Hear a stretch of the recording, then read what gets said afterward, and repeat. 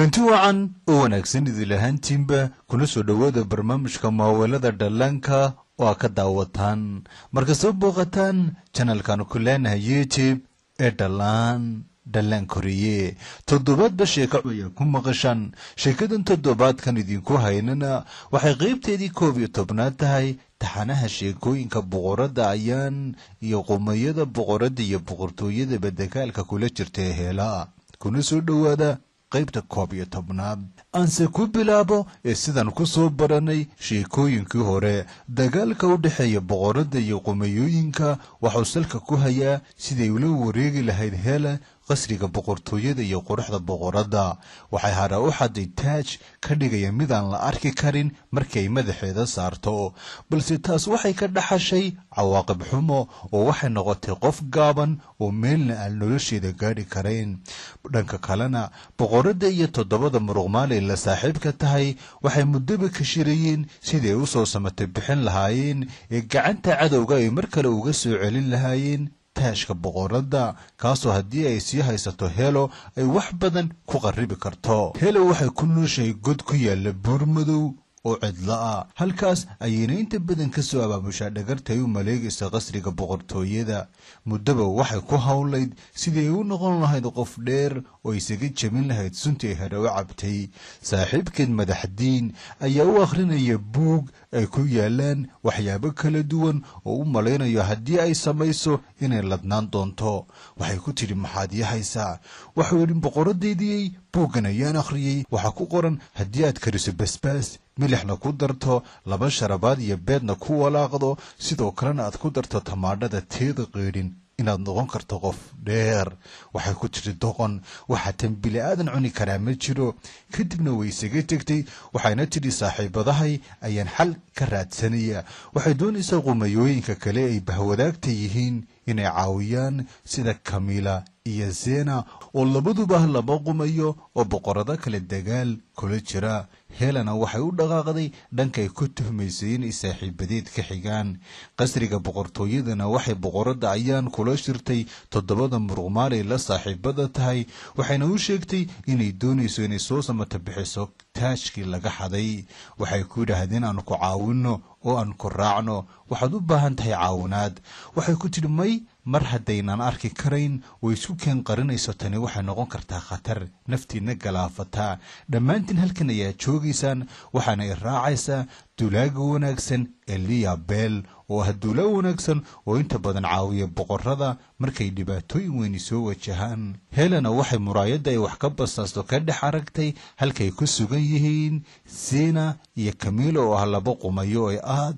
isugu xidhan yihiin kadibna dhankooda ayay u dhaqaajisay waxay doonaysaa inay ka caawiyaan sidii ay u dheeraan lahayd mana sugi karto tan iyo intay ka gaadhayso 15aadka dambe ee dayaxu soo baxayo Zena iyo Camila oo dukaan rootiga lagu gado ay xagga hoosena sixirka ku kariyaan kule suuqa ayay u tagtay markay indhaha saareen ayay qosol afka ka dhigi waayeen waxay ku qosleen noocay noqotay iyo siday u baabaday qomayadii hela waxay ku yiraahdeen maxaa tan kugu dhacay ee sida tan ku galay weligayo maana ragado inta tan leeg waaba mucjiso helo way ka xanaaqday sida saaxiibadeed uga maadsanayaan balse cadhadeeda ayay wax badan qarsatay oo dub isku geejisay waxay ku tiri ugu maydan qosashin haddaa ogaan lahaydeen waxaan gacanta ku hayo 2 doqmood ayaa tihiin waxaan gacanta ku hayaa taajkii boqorada ayaan oo markii aad madaxa saarato ka dhigaya midaysan cidiba ku arki karin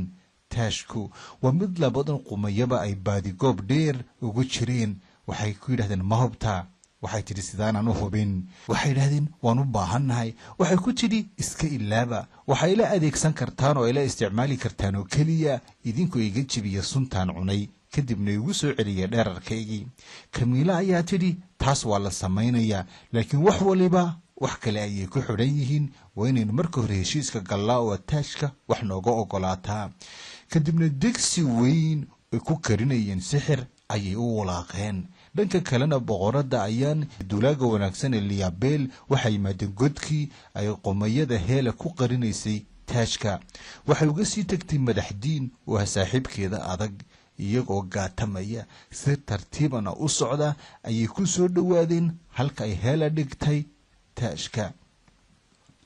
waxay arkeen madaxdiin oo hurda, weliba hurdo ba'an, khoorada ka yeedhaysana dhaguhuba ku dilaacayaan. intii si tartiib ah u soo dhowaatay ayay gacanta la heshay taashkan oo ah kan mucjisada ee ay baadigoobayso.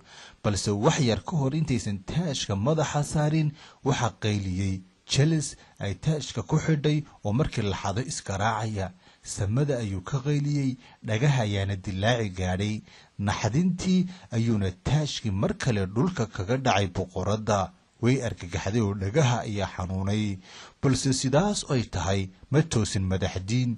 hurdada haysay ayaa isaga wax walba ka darnayd, waxaana laga yaabaa inuusan tan iyo sanooyinkii soo dhaafay oo dhanba seexanin. marka taajku uuba sii dhow yahay inuu dhulka ku dhaco ayay dulaaga wanaagsan Liabel mar kale ku caawisay leydhkay adeegsato. kor ayay ugu dallacday, waxayna u dhiibtay boqoradda. inta waxaasoo dhani dhacayaan madaxdiin mar keliya isaguma toosin. boqoradda ayaan iyo dulaaga wanaagsan Liabelna sidaas ayay ula soo baxeen taashkii wanaagsan ah. markii boqoraddu ay madaxa sudhana waxayba noqotay mid iyada iyo dulaaga wanaagsani aan la arkayn. dhanka kalena Zena iyo Camilla waxay u kariyeen sixirkii ay doonayeen inay mar kale ku dheeraato Hela.